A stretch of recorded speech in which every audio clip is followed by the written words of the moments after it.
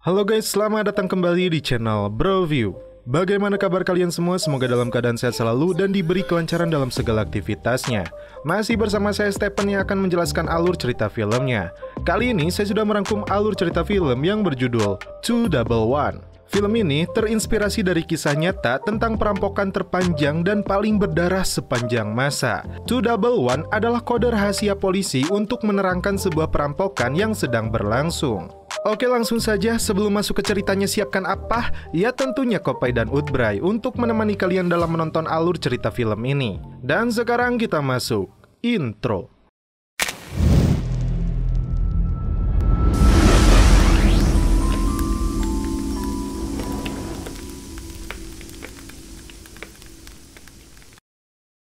Di sebuah lokasi di Afghanistan, seorang wanita yang bernama Natalie ditemani seorang pria yang bernama Donovan baru saja mentransfer uang hingga jutaan dolar. Setelah itu, mereka hendak pulang kembali ke Amerika. Namun tiba-tiba,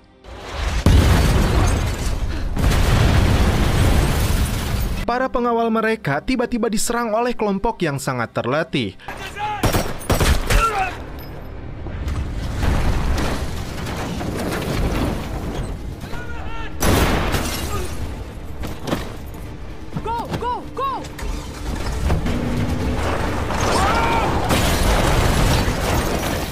Dan ketika wanita itu berniat untuk kabur, namun berhasil ditembak kembali hingga tewas. Keempat pria ini rupanya tentara bayaran yang sebelumnya bekerja untuk Donovan dan untuk melakukan kejahatan atas perintahnya. Namun karena Donovan tidak memberikan janjinya, mereka datang kembali untuk menagih. Donovan mengatakan uangnya berada di sebuah bank di Amerika. Setelah mereka dapatkan informasi itu, Donovan pun dihabisi. Scene berpindah ke kota Kabul. Seorang wanita berjilbab merah hendak melakukan transaksi barang antik berharga dengan seorang penyelundup. Namun tiba-tiba sebuah mobil militer datang dan menangkapnya. Rupanya wanita ini bernama Rosie, agen Interpol yang sedang mengungkap kejahatan penjualan barang antik ilegal. Rosie datang ke TKP lokasi penyerangan Natalie dan Donovan. Terungkap, Natalie yang tewas adalah tersangka pencucian uang, penyelundupan narkoboy, dan penjualan senjata. Dan Donovan adalah pimpinan perusahaan konstruksi imbas perang dan mendapat keuntungan hingga 200 juta dolar. Dan pelakunya adalah mantan pasukan khusus yang sebelumnya disewa oleh Donovan. Mereka berempat diburu karena membunuh seluruh tim militer termasuk salah satu agennya. They will kill anyone who gets in their way. Scene berpindah ke seorang polisi patroli yang bernama Mike Candler yang diperankan oleh Nicolas Cage. Di sebuah sekolah, seorang siswa yang bernama Kenny mendapatkan bully dari para seniornya hingga dia terpaksa memukul salah satunya di sebuah toilet. Mike mempunyai anak perempuan yang bernama Lisa yang baru saja diketahui sedang hamil. Dia menikah dengan seorang polisi yang bernama Steve dan mereka pun celepot. Rosie kembali ke Amerika dan mulai melakukan penyelidikan. Dia datang ke tempat penjualan senjata karena diketahui pemiliknya yang bernama Fish adalah teman dari 4 buron yang sedang dia buru. Rosie mengancam dia akan terlibat dengan hukum jika senjatanya digunakan juga oleh mereka. Fish pun akhirnya memberikan sebuah nomor telepon rekannya. Ibu dari Kenny dipanggil pihak sekolah. Jika anaknya tidak ingin dikeluarkan akibat pemukulan itu, maka Kenny harus mengikuti program dengan ikut dalam mobil seorang polisi patroli. Ternyata hubungan Lisa dan ayahnya kurang baik karena kematian ibunya akibat melawan penyakit sedangkan ayahnya tidak pernah ada di sisinya. Mike kemudian menjemput anak menantunya untuk bertugas bersama.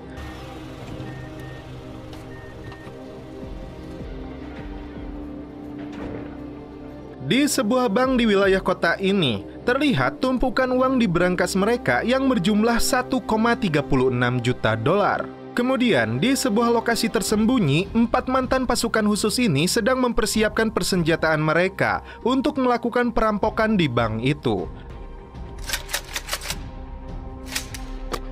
Salah seorang di antaranya bahkan meletakkan bom di sebuah restoran untuk mengalihkan perhatian polisi.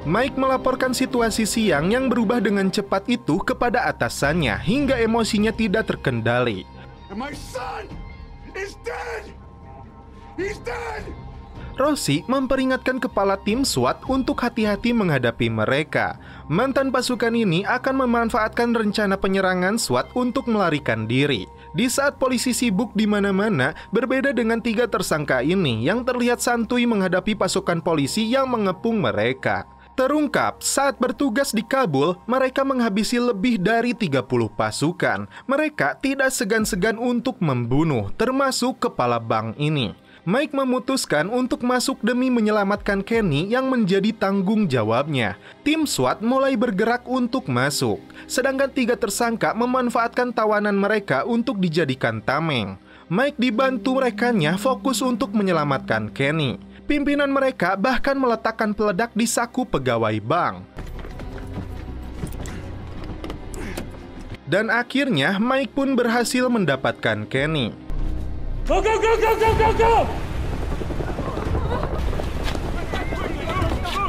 He put something in my pocket. Salah satu tim SWAT terkena ledakan ketika mengambil peledak di saku pegawai itu. Tembak-menembak pun akhirnya tidak terelakkan lagi.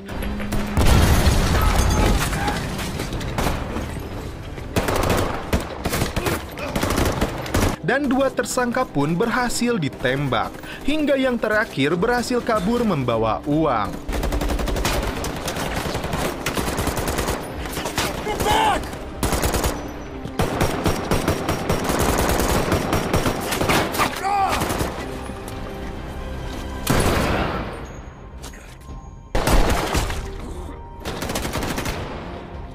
Namun naas, rekan Mike tewas tertembak. Situasi akhirnya dapat dikendalikan dan Lisa dapat berjumpa kembali dengan ayahnya.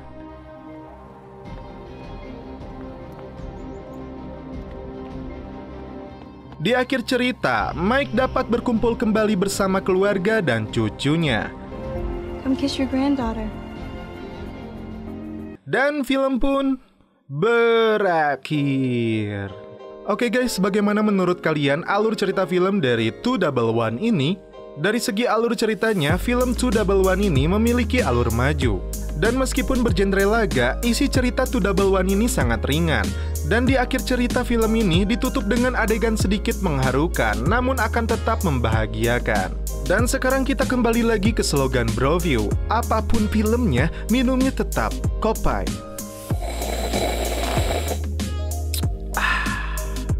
Mantap. Oke guys, cukup sekian alur cerita film ini. Salam penutup seperti biasa dari kami. Mohon maaf bila ada kata-kata yang kurang berkenan di hati kalian. Mohon dimaafkan ya. Salam perfilman duniawi. Keep enjoy.